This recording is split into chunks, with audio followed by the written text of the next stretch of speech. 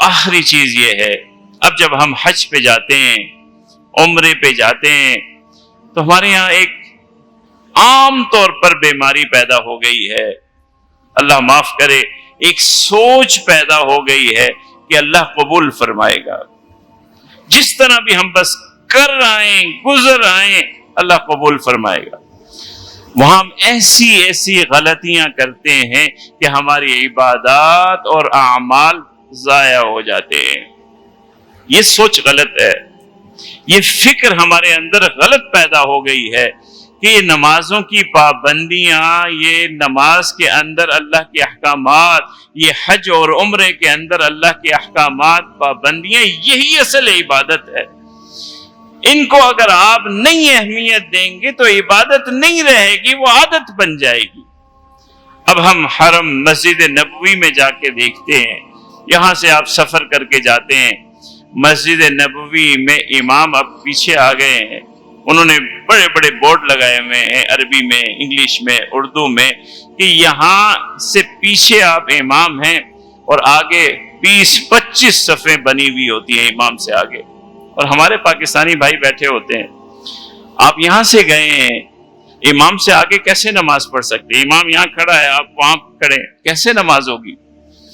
اب جب وہاں ہم آپ کو سمجھاتے ہیں چلتے پھرتے کہ بھائی یہاں نماز نہیں ہوگی آپ کی، اتنی دور سے آپ آئے ہیں، آدھا گھنٹہ 1 گھنٹہ پہلے سے آپ یہاں انتظار کر رہے ہیں، تو ایسی جگہ جائیں نا، پیچھے تھوڑا چل کر کے جائیں، نماز صحیح ہو جائے۔ نہیں مولوی صاحب، اللہ قبول کریں گے۔ کیسی بات ہے یہ کون سی فکر ہے؟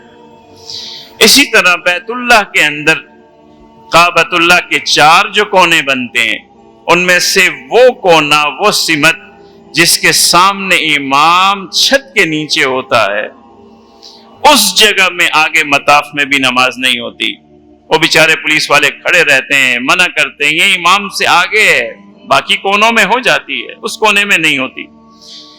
سمجھاتے ہیں آپ کو، نہیں مولوی صاحب، ہو جاتی، اللہ قبول کرنے والے، ہو جاتی ہے۔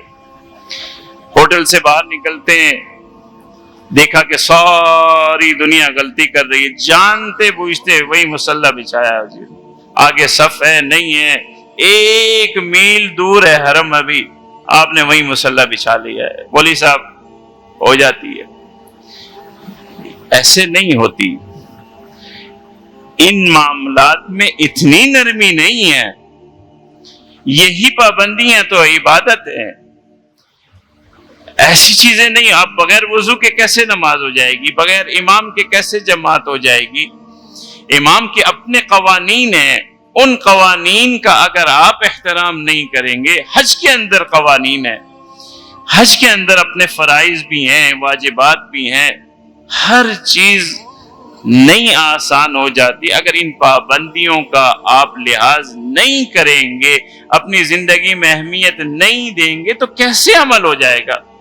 آپ روزہ رکھتے ہیں نا، اگر مغرب سے پہلے کوئی آدمی کہے کہ میں افطار کر لوں عصر کے بعد، اور کہے اللہ قبول کرنے والا ہے، کیا کہیں گے آپ؟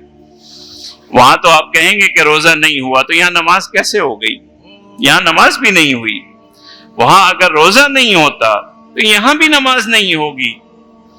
آپ کو احتیاط کی ضرورت ہے، آپ عبادت کے لیے جا رہے ہیں، اس فکر کو ختم کیجئے۔ اللہ نے اور اللہ کے رسول نے عبادات میں جو یہ چھوٹی چھوٹی پابندیاں لگائی ہیں، ان کا احترام کرنا سیکھیے۔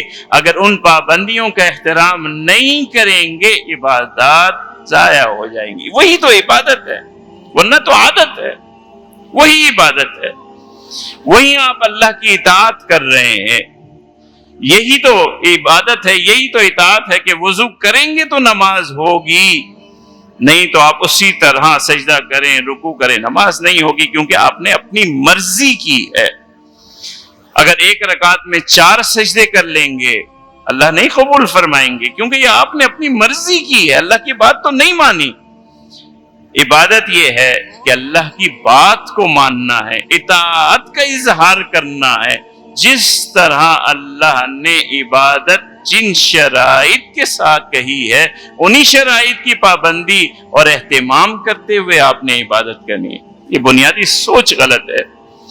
تو نماز کے اندر، حج کے اندر، عمرے کے اندر، قربانی کے اندر، ان تمام چیزوں میں جو پابندیاں ہیں شریعت کی، اللہ اور اس کے رسول کی، ان کی اہمیت ہے۔ ہمارے اندر جو یہ بیماری پیدا ہو گئی ہے، نہیں مولوی صاحب اللہ قبول فرمائیں گے، یہ غلط طریقہ ہے۔ اپنی عبادات کو آپ ضائع کر دیتے ہیں، اطاعت کے زمرے سے نکال دیتے ہیں، آپ کی مرضی سے کیا ہوا عمل عبادت نہیں بنے گا، اللہ کی اطاعت میں کیا گیا عمل عبادت بنے گا۔ جو اللہ نے جس وقت، جس طرح جو عمل کرنے کا حکم فرمایا، اس وقت میں اسی طرح وہ عمل کریں گے تو عبادت بنے گا۔